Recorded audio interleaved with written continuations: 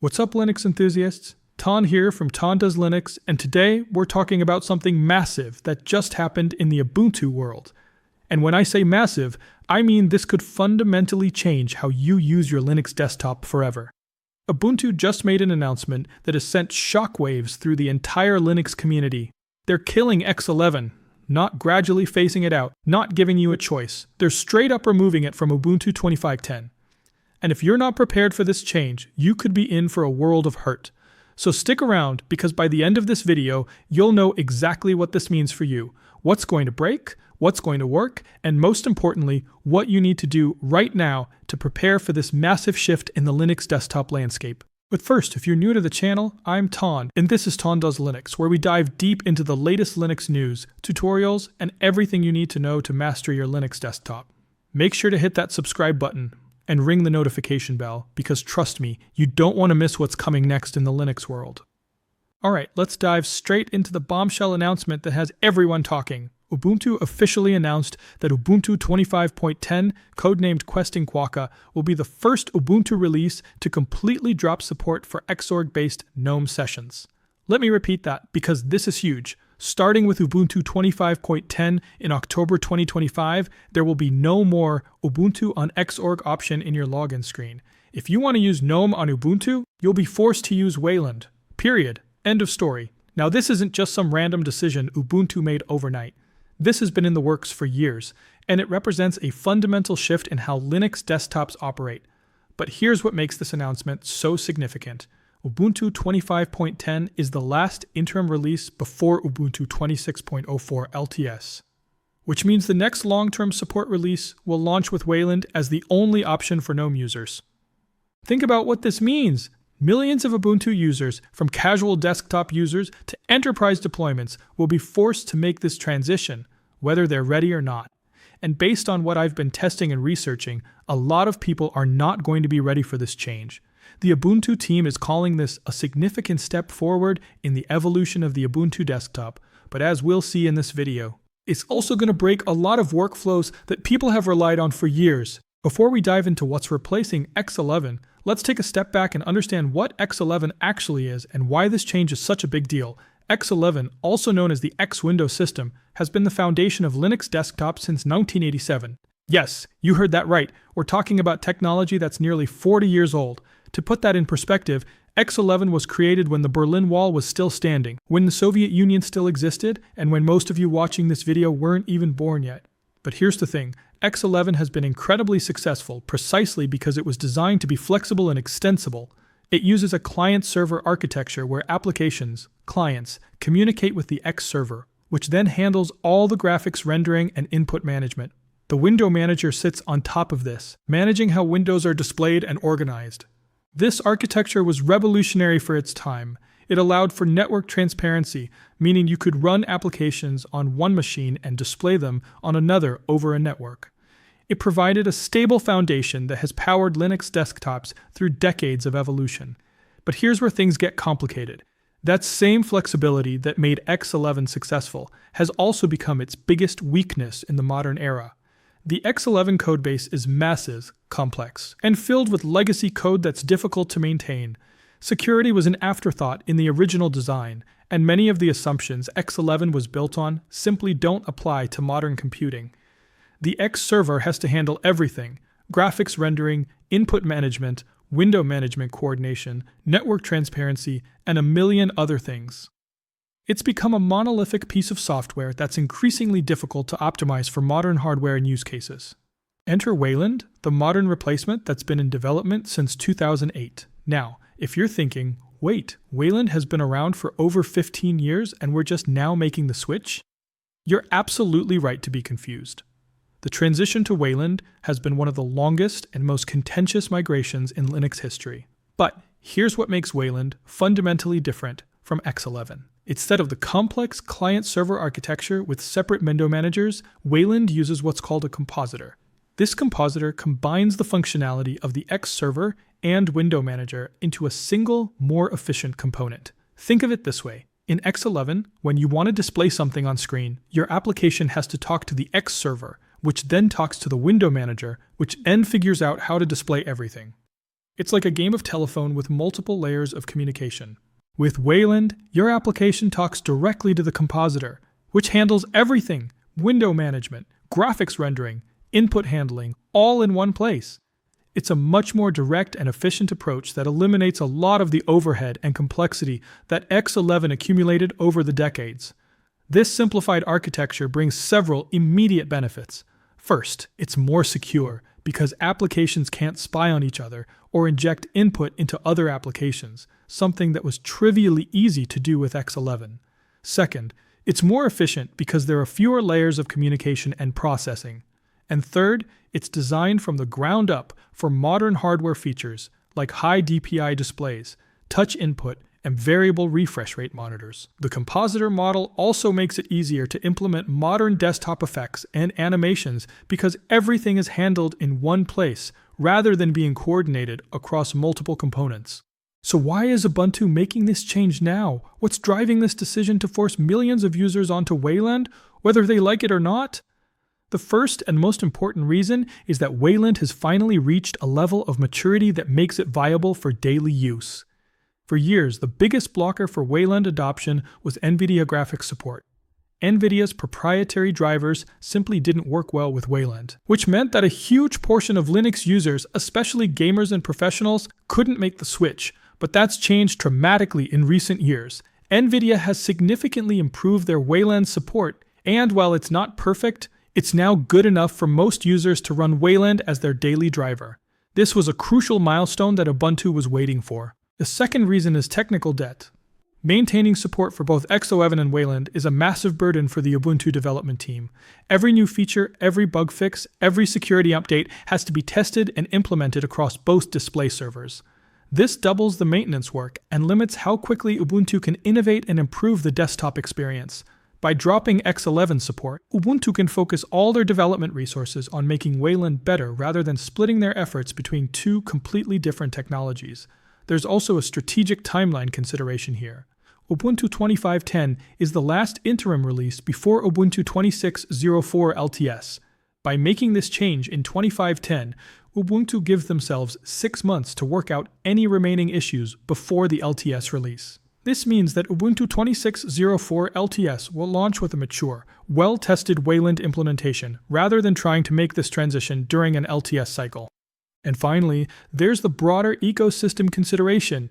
GNOME has already announced that GNOME 49 will drop X11 support entirely. Other major distributions like Fedora have been Wayland by default for years. Ubuntu is essentially catching up with where the rest of the Linux ecosystem is heading. Now let's talk about what you actually get when you make the switch to Wayland, because despite all the controversy, there are some genuine benefits that make this transition worthwhile. The biggest improvement is security. X11's security model is, to put it bluntly, a joke by modern standards. Any application running under X11 can read input from any other application, take screenshots of any part of the screen, and even inject fake input events. This means that a malicious application can literally keylog your passwords, take screenshots of your banking information, or control other applications without your knowledge. Wayland fixes this by implementing proper application isolation. Applications can only access their own windows and input events. They can't spy on other applications or inject fake input. This is a massive security improvement that brings Linux desktops up to the security standards we expect from modern operating systems. Performance is another major benefit. The simplified architecture I mentioned earlier translates to real-world performance improvements. Wayland typically has lower input latency, smoother animations, and better memory efficiency compared to X11. The exact improvements vary depending on your hardware and use case, but most users notice that their desktop feels more responsive under Wayland. Graphics performance is particularly improved. Wayland's direct rendering approach eliminates some of the overhead that X11 introduces, especially for graphics-intensive applications and games. Variable refresh rate support is also much better under Wayland, which is great news for gamers with high-end monitors. Memory usage is generally lower under Wayland because the simplified architecture requires fewer background processes and has less overhead. This is especially noticeable on older hardware or systems with limited RAM. The graphics stack is also more robust. Wayland handles tear-free rendering much better than X11. provides better support for hardware acceleration, and has superior multi-monitor handling, especially when you're dealing with monitors that have different refresh rates or DPI settings. But the benefits don't stop at security and performance. Wayland also brings much better support for modern input methods and display technologies that X11 simply wasn't designed to handle. Touch input is a perfect example.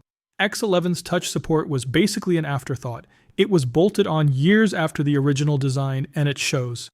Wayland was designed from the ground up with touch input in mind, providing native support for gestures, multi-touch, and all the modern touch interactions you expect from a contemporary operating system. High DPI display support is another area where Wayland shines. If you've ever tried to use a 4K monitor with X11, you know the pain of dealing with inconsistent scaling, blurry text, and applications that don't respect your DPI settings. Wayland handles high DPI displays much more elegantly, with proper fractional scaling and consistent behavior across applications. Tablet support is significantly improved under Wayland. Features like automatic screen rotation, proper stylus input, and tablet-specific gestures work much better than they ever did under X11. And here's something that will make a lot of you happy. NVIDIA support has finally reached a point where Wayland is viable for gaming and professional graphics work.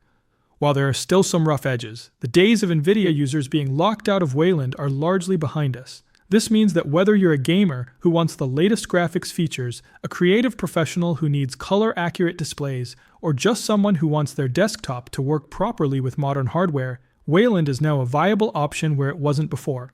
The precision input handling is also much better under Wayland, which is important for tasks that require accurate mouse or stylus input. Now here's where we need to have a serious reality check, because while Wayland brings a lot of benefits, it also breaks a lot of things that people rely on every day. And I mean really breaks them. Not just, oh, this feature works a little differently now. Let's start with screen recording, because this is probably going to affect more people than any other issue. Popular screen recording applications like SimpleScreenRecorder, VocoScreenNG, and Peak are completely broken under Wayland. Not kind of broken or need some tweaks, completely, utterly broken. SimpleScreenRecorder has been broken since 2016, and the developers have basically given up on fixing it. VocoScreenNG's developers have stated they don't have the budget to implement Wayland support. Peak, which was a popular GIF recorder, has been abandoned entirely. Even OBS Studio, which does have some Wayland support, requires workarounds and doesn't work as reliably as it does under X11. If you're a content creator, educator, or anyone who regularly records their screen, this transition is going to be painful. Screen sharing is another major problem. Jitsi Meet has been broken under Wayland since 2018, and the developers have explicitly stated that there's nothing they can do from the application side. Zoom has limited support that only works properly with GNOME. Teams and Discord have inconsistent screen sharing support that may or may not work depending on your specific setup. Professional tools are where things get really ugly. There's no equivalent to Xkill for terminating unresponsive applications. Drag and drop functionality is broken in many applications. Qt applications have issues with window operations. Global menus don't work properly. Accessibility tools that many users depend on are broken or severely limited. And here's the kicker, many of these issues have been known problems for years. We're not talking about new bugs that will be fixed in the next update. These are fundamental architectural differences that require significant development effort to resolve, and many application developers simply don't have the resources or motivation to fix them. The fragmentation problem makes everything worse. What works in GNOME might not work in KDE. What works in one Wayland compositor might be broken in another. This inconsistency makes it difficult for developers to create applications that work reliably across different Wayland environments. Okay, before you panic and start planning your migration to Windows, let's talk about what does still work, because the situation isn't completely dire. The most important thing to understand is X-Wayland, the compatibility layer that allows X11 applications to run under Wayland. Think of X-Wayland as a translator that sits between your old X11 applications and the new Wayland compositor. For most applications, this translation happens transparently and you won't even notice the difference. Web browsers work perfectly under Wayland. Firefox, Chrome, Chromium, they all run great and in many cases perform better than they did under X11. Office applications like LibreOffice work fine. Media players like VLC work without issues. Most games run just as well under Wayland as they did under X11, especially with the improved NVIDIA support.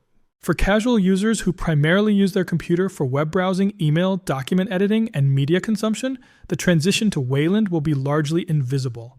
You might not even notice that anything has changed. Power users have options too.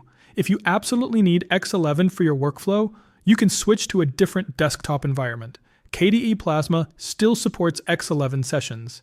XFCE, Mate, and Cinnamon all continue to support X11. You can even install these desktop environments on Ubuntu if you want to stick with Ubuntu but keep using X11. Alternative distributions are another option. While most major distributions are moving toward Wayland, there are still plenty of options for users who need to stick with X11 for the foreseeable future. You can also run X11 applications in containers or virtual machines if you only need specific X11 dependent tools occasionally. Remote desktop solutions that rely on X11 will continue to work for server and headless environments where Wayland isn't relevant anyway. The bottom line is that while this transition will be disruptive for some users, it's not the end of the world for most people. So what do you need to do right now to prepare for this change? Let me give you a concrete action plan with clear priorities. High priority, do this immediately. First, test your critical applications under Wayland today. Don't wait until Ubuntu 25.10 is released. Switch your current Ubuntu installation to a Wayland session and spend a week using it for your normal workflow. You can check if you're running Wayland by going to Settings. About and looking at the graphics field. Second, identify which of your tools are broken under Wayland. Pay special attention to screen recording software, screen sharing applications, professional tools, and any specialized software you use for work. Make a list of what works and what doesn't. Third, research alternatives for anything that's broken. If SimpleScreenRecorder doesn't work, can you use OBS Studio with workarounds? If your screen sharing setup is broken, are there alternative solutions you can use? Medium priority, do this in the next few weeks. Consider switching to a different desktop environment if your workflow is heavily dependent on X11 specific features. KDE Plasma is an excellent alternative that still supports X11 sessions. XFCE is lighter weight and also maintains X11 support. Stay informed about the development progress. Follow Ubuntu's development blogs, join community discussions, and keep track of which applications are adding Wayland support. Learn about workarounds and alternative solutions. Familiarize yourself with X-Wayland, understand how Flatpak applications handle the transition, and research container-based solutions for running X11 applications.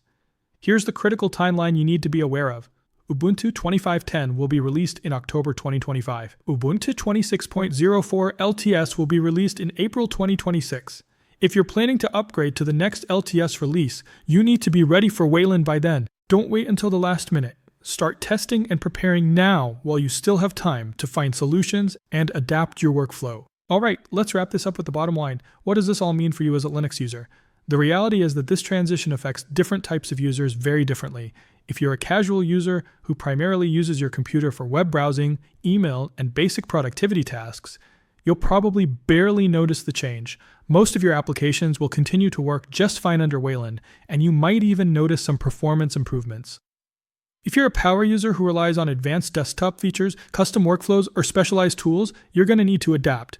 This might mean switching desktop environments, finding alternative applications, or learning new workarounds. It's going to be more work, but it's not insurmountable. If you're a professional user who depends on specific tools for your livelihood, content creators, developers, system administrators, you need to take this transition seriously. Test your critical applications now, have backup plans ready, and be prepared to stick with X11-based environments if necessary. The broader context here is that this isn't just an Ubuntu thing. This transition is happening across the entire Linux ecosystem. Fedora has been Wayland by default for years. GNOME is dropping X11 support entirely. Other distributions are following suit.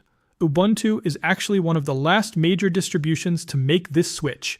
The future of Linux desktop is Wayland, whether we like it or not. X11 isn't going to disappear overnight, but it's clearly on the path to obsolescence. The question isn't whether this transition will happen, it's whether you'll be ready for it.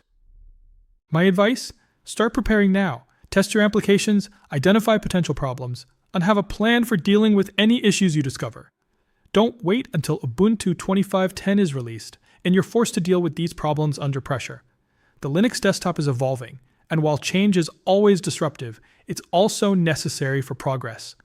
Wayland represents the future of Linux graphics, and despite its current limitations, it's ultimately going to provide a better, more secure, and more modern desktop experience. That's a wrap on this deep dive into Ubuntu's X11 transition. What do you think about this change? Are you excited about Wayland's benefits? Or are you worried about the applications that might break? Let me know in the comments below. I read every single one, and I'm always interested in hearing about your experiences. If this video helped you understand what's coming and how to prepare for it, smash that like button and consider subscribing to Ton Does Linux. We cover all the latest Linux news, tutorials, and deep dives like this one. And if you want to stay ahead of the curve on Linux developments, check out my other recent videos where we've covered mention other relevant videos. There's a lot happening in the Linux world right now, and you don't want to miss any of it. Thanks for watching, and I'll see you in the next one.